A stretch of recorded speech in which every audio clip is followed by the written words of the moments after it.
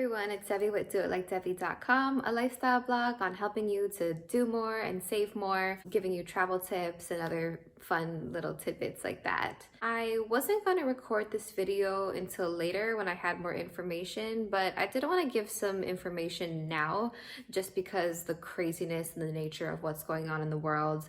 You know, I think with us as people who are filing for the immigration process for our family members, there's so much unknown. So the more information and facts that we can have, the less we're just like living in uncertainty and having so many questions. So as much as I can, I just want to give my information as it pertains to me. That way, maybe it's something similar to you or it can help you out regardless. Okay, and I changed shirts and I tried to fix my hair because I was seeing myself and it was really bugging me.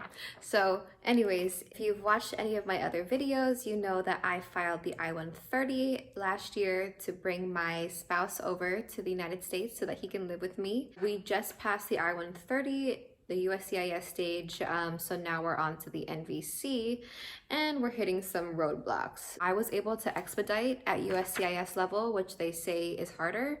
I'm gonna just give a spoiler now that that's not true for everybody, because I also tried to expedite at the NVC level and they denied me. I'm giving you the updates now. To quickly recap, we received our I-130 approval on February 11th of this year. Then on the 15th, we received that Notice of Action 2-letter hard copy in the mail. On February 18th, which was sooner than I expected, NVC sent me a hard copy letter in the mail, which included my case number and invoice number, which I then used to log into SCIAC. So you need those two pieces of information to get into the SCIAC portal. Well, let me back up. They sent 2 letters actually to my house. One was addressed to my husband, the immigrant spouse, and one was addressed to me, the petitioner. But anyways, both came to my house in the United States. I logged in using that invoice number and that case number, that NVC, that, you know, everyone famously is like looking for, the NVC case number.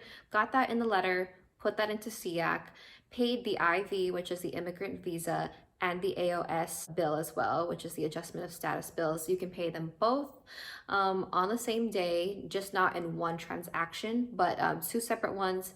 It has to be through a United States bank account, so not like a credit card. Then it was 2 days later, on the 20th of February, that the DS-260 opened up. So I was able to help my husband fill that whole thing out and submit that. I will say for the DS-260, it was kind of a nightmare when it came to things like putting in address history or work history. Word of advice when you're on those parts, the SCIAC portal will log you out and you'll have to do the whole thing over and over again. I was driving myself mad. To combat that, save it. Like every single time you save or you type in like one item of work history, save that thing, because inevitably SCIAC is gonna log you out because, I don't know, it thinks that you're being idle. You're typing, but it just, anyways, it logs you out. Save everything like some paranoid person, because at least when you log back in and you have to, you know, enter in your invoice number again and your case number just to get back into the system, but at least it'll save where you last saved.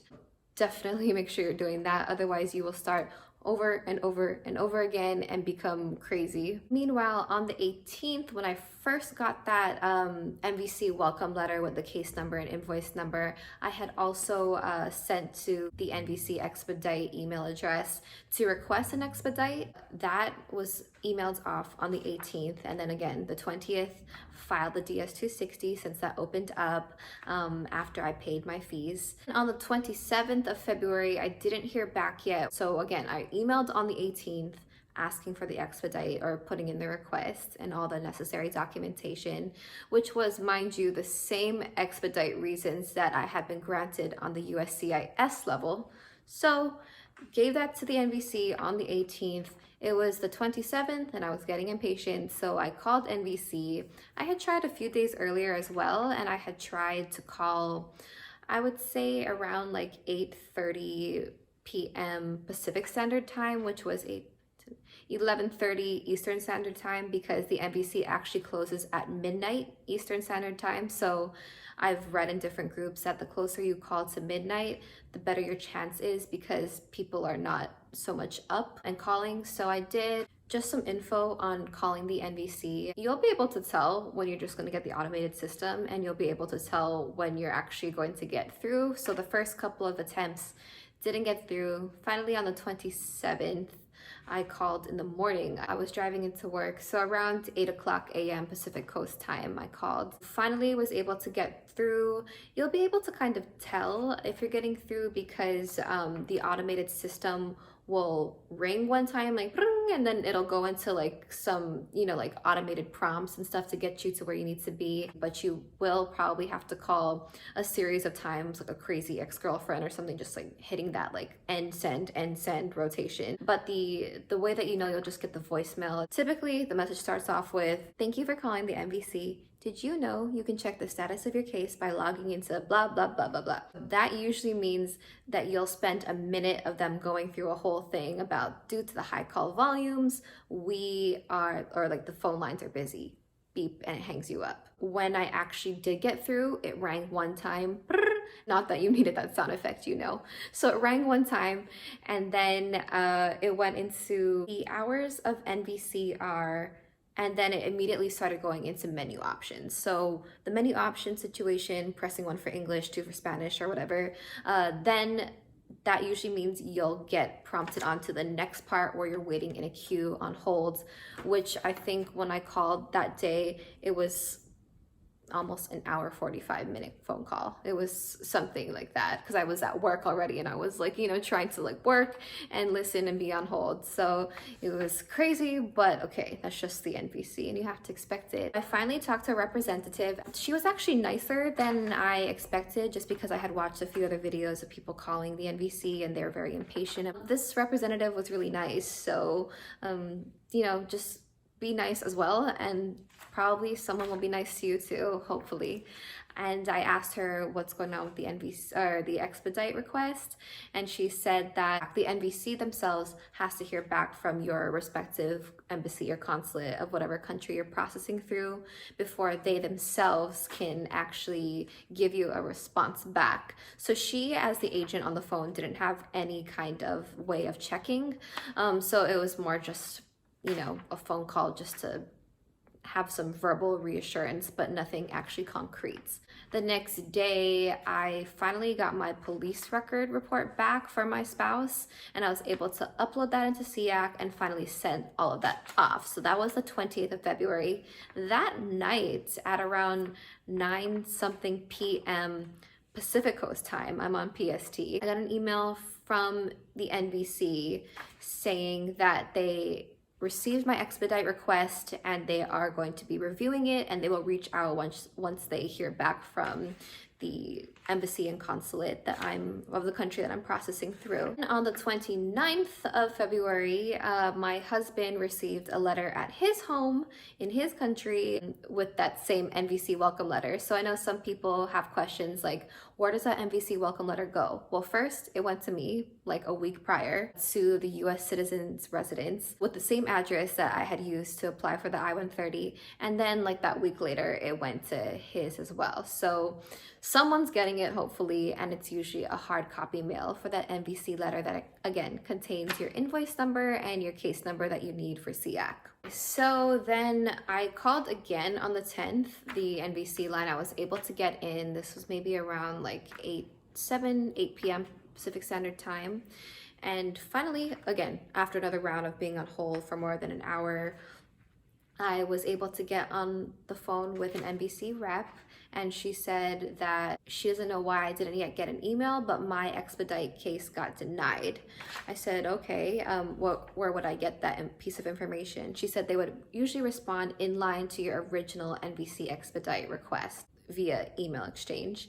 I didn't yet have that, but then sure enough, maybe around, I think it was 9:18 p.m. Pacific Standard Time, I had gotten on the 10th, they emailed me back saying London, which is my consulate, is not willing to expedite this, that they would not be expediting on the NVC level. So I really do think it comes down to the embassy themselves, like which country. I've seen on so many Facebook groups, everyone from Manila that expedites or requests gets expedited, same as Jamaica. And these are for things like baby bonding, which is a very valid reason, but mine had like heavy documentation and proof, especially for my expedite request. It was the same one that got approved on the USCIS level, but London did not grant the expedite. With that piece of information, I think it just boils down to your embassy. Some of them are a lot more lenient than others, and I think it will also depend on the volume of that embassy. I'm guessing London has quite a few cases,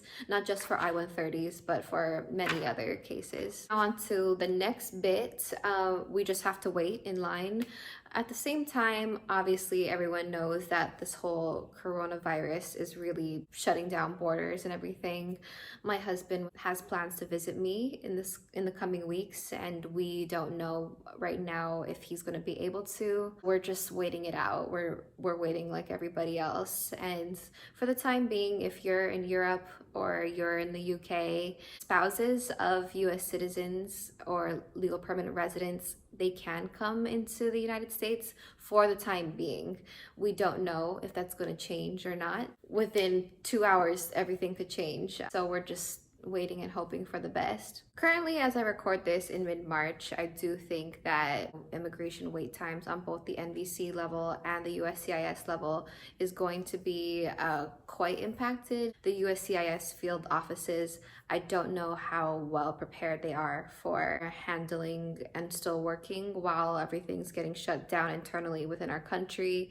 But so far, I do believe that there hasn't been any official closures in the United States for the case centers. I do know that there was, like, at the beginning of March, a whole mix-up of all the cases getting transferred from one service center to another. So like Texas was going to Nebraska, then to California, then so there was like a musical chairs situation going on. I'll also put in the links below that there are international offices that are closed. Some of them would be Rome, Beijing, even Athens. They're all closed at the international US embassy levels. I know that certain embassies have been canceling visa interviews just because they've actually shut down all operations until further notice. Obviously, you cannot go to an interview if the embassy in your country is closed. Look at that link below, see if any of the embassy shutdowns apply to you in your country. On the USCIS processing or NVC processing level, I don't know what the current situation is, if they are doing some kind of like remote work from home situation.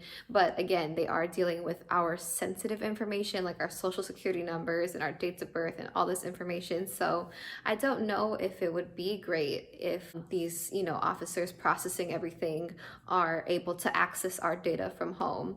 So again, if the office is shut down, then that will obviously push back timelines of all case decision making. The other delay would be on the side of medical exam still being good. If you took your medical exam now and say you don't have an interview for 6 months, which I hope isn't the case, then you might have to redo one of those steps again. For the time being, I guess the other thing would be just for us to make the most of this time now. If you are on lockdown, or if you are, scaling back and minimizing your activity and social life out, at least we have homes to go home to, and we have resources. We're living in so much unknown already as it is. It's hard to say as far as how we're going to be impacted, but I'm sure we'll have to wait longer. Stay strong to everybody. I hope you guys get to see your loved ones soon, or whoever is around you at the current moment,